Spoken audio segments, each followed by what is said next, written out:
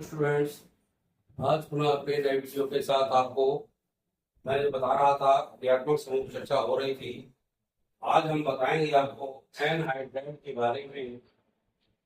Anhydride होता है, उसका सूत्र कैसे होता है। क्रियात्मक समूह होता है आर सी ओ, आर सी ओ के साथ ओ, ये कहलाता है एनहाइड्राइड। तो एनहाइड्राइड जब इस तरह बनाएंगे तो आप निश्चित रूप से आपको क्लियर होगा कि हम एनहाइड्राइड जो क्रियात्मक समूह है वो किस रूप में बनाते हैं।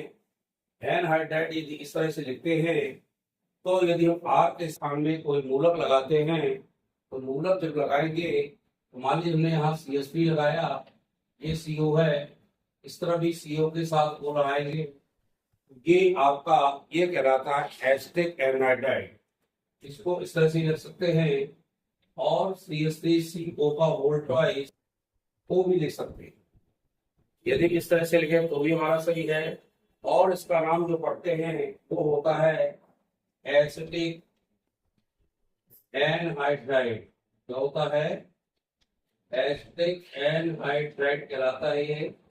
इस तरह से इस क्रियात्मक समूह को बनाते हैं और क्रियात्मक समूह एनहाइड्राइड को इस प्रकार से लिख करके हम एनहाइड्राइड का सूत्र तैयार करते हैं। ये एसिडिक एनहाइड्राइड कहलाता है क्योंकि एसिड ग्रुप लगा है और एनहाइड्राइड है तो इसको एसिडिक एनहाइड्राइड कहेंगे। ये एसिडिक एनहाइड्राइड आपको सूत्र तैयार करना है। एनहाइड्राइड जो क्रियात्मक समूह है वो यही होता है, चाहे इसको ऐसा लिखते RCO का होल ट्वाइस देते। अब R के स्थान पे हम कुछ भी और लगा सकते हैं। मान लीजिए हमने CH3CO लगा दिया और C2H5CO लगा के ओ लगाएंगे तो आपका एसिटिक एनहाइड्राइड कहलाएगा। यानी अलग अलग तरीके से एनहाइड्राइड का निर्माण करते हैं और एनहाइड्राइड के रूप में हम इस तरह से इनको लिखते हैं। आप इनको क्रियात्मक समूह, मुझे आशा है कि आपने पूरे क्रियात्मक समूह याद कर लिए होंगे, पढ़ लिए होंगे, बनाए होंगे और उनके सूत्र भी बनाए होंगे। जब सूत्र आप बनाए होंगे तो निश्चित रूप से आपसे ये कंफर्म हुआ होगा कि एनहाइड्राइड हम किस रूप में बनाते हैं और किस तरह से एसिटिक एनहाइड्राइड का सूत्र बनता है। यानी एनहाइड्राइड क्रियात्मक समूह जो हमारा है वो एनहाइड्राइड क्रियात्मक समूह इसी तरह से तैयार होता है। आपने इसको देखा। अब मैं आगे बताता हूँ आपको। एनहाइड्राइड समूह हो गया क्रियात्मक समूह के रूप में। अब आते हैं अपन साइनाइड और आइसोसाइनेट के रूप में। थोड़ा ध्यान दीजिए। यदि हम साइनेट किया, इसका सूत्र होता है C(N) और चाहे Cl कर लेते हैं, ऐसा भी लिख सकते हैं। और Cl जब लगेगा तो ये साइनाइड कहलाता है। क्या कहलाता है? साइनाइड। ऐसे साइनाइड होगा।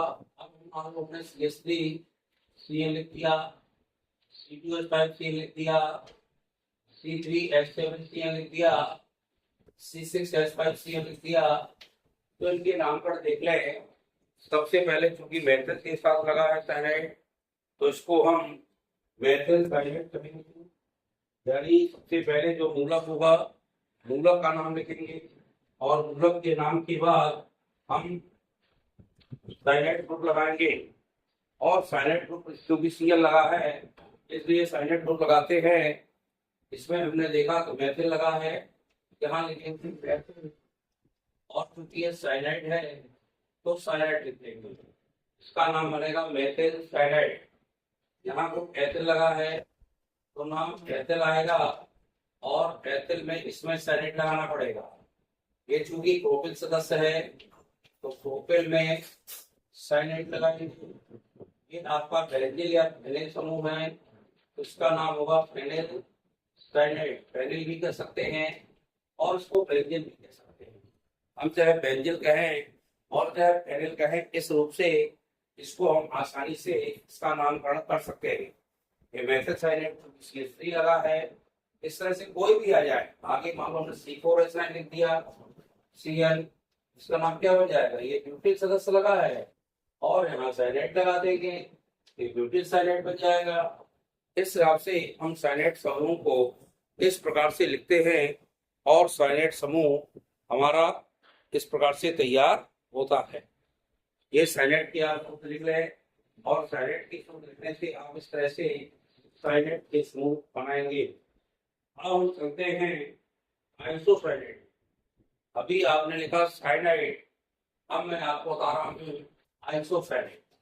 इसके सूत्र नोट किए होंगे आपने, अच्छे से इनके लिख लीजिए और इनका अभ्यास करिए।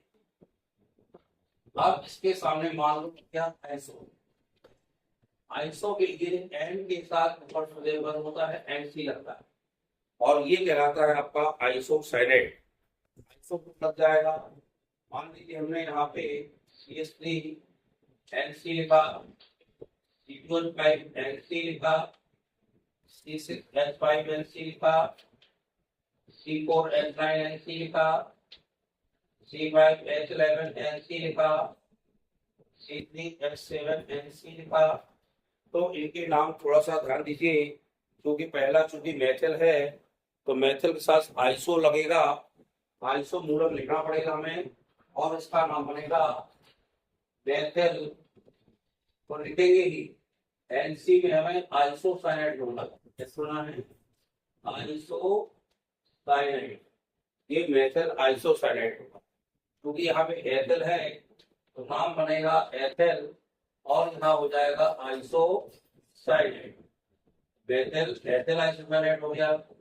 क्योंकि यहाँ बेंजीन लगा है C6H13 होगा तो हम निश्चित रूप से बनते हैं इसको बेंजीन, वो पढ़ते हैं हेक्सेल। लेकिन 5 लगा है इसको हम फेनेल या बेंजीन पढ़ते हैं तो इसका नाम बनेगा फेनेल आइसोसाइनेट। ये आपने क्रियात्मक समूह अच्छे से तैयार कर लें। कल मैं आपको आज के ग्राम के तरीका बताऊंगा। C4H9 है, नाम बनेगा ब्यूटेल आइसोसाइनेट। ये ब्यूटेल आइसोसाइनेट बनेगा क्योंकि ये पेंटेल लगा है, 5 में पेंटेल बनता है तो नाम बनेगा पेंटेल आइसो और साइनेट। इस क्रम से इनको लिखते जाना है।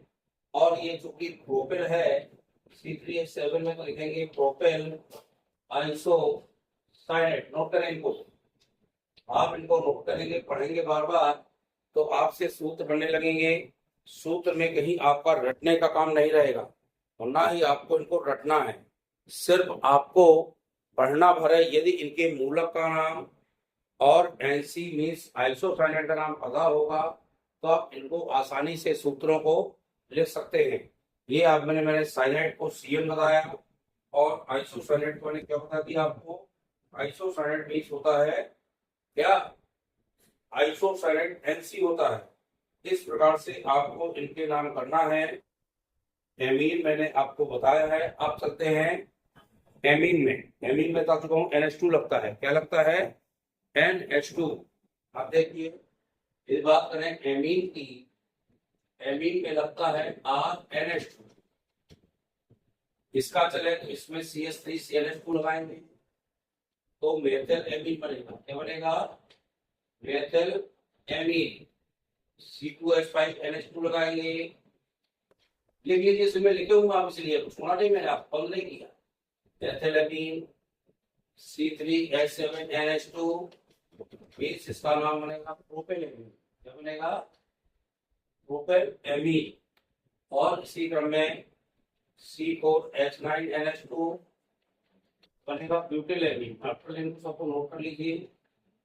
ब्यूटिल एमीन C6H5NH2 फेनिल या बेंजीन एमीन, चाहे फेनिल लगा दो, दोनों नाम बताता हूँ मैं। बेंजीन उसमें नहीं लिखा था, उनमें भी लिख सकते हैं। और इसमें एमीन लगाएंगे। ये आपका एमीन सदस्य है।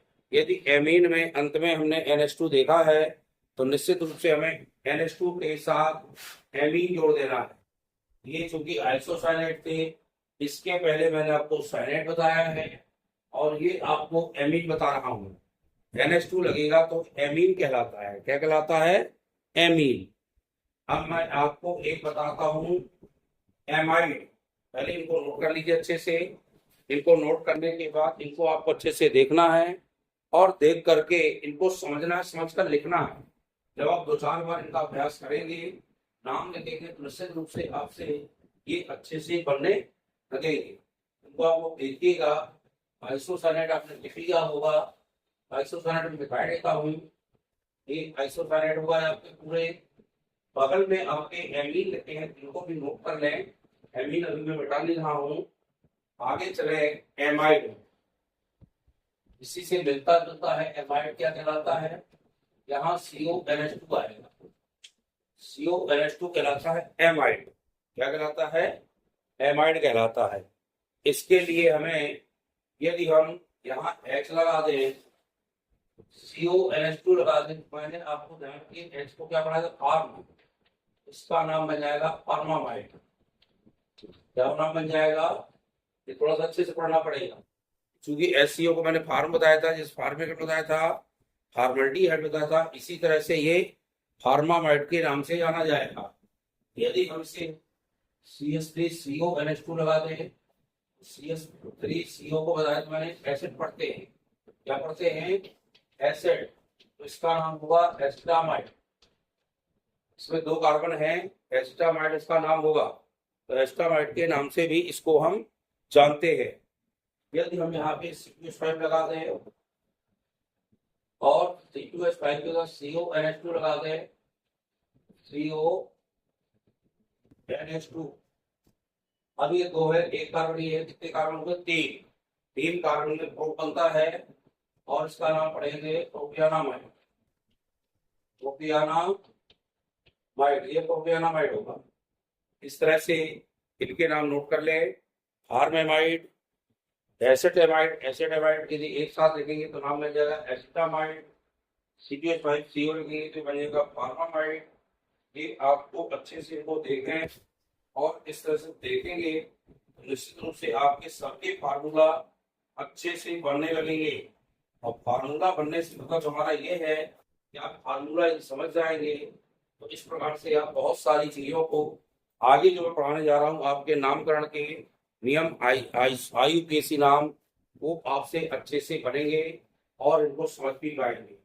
ये पूरे क्रियात्मक समूह मैंने बताए हैं आपको, इन क्रियात्मक समूह को प्रयास प्रैक्टिस करें।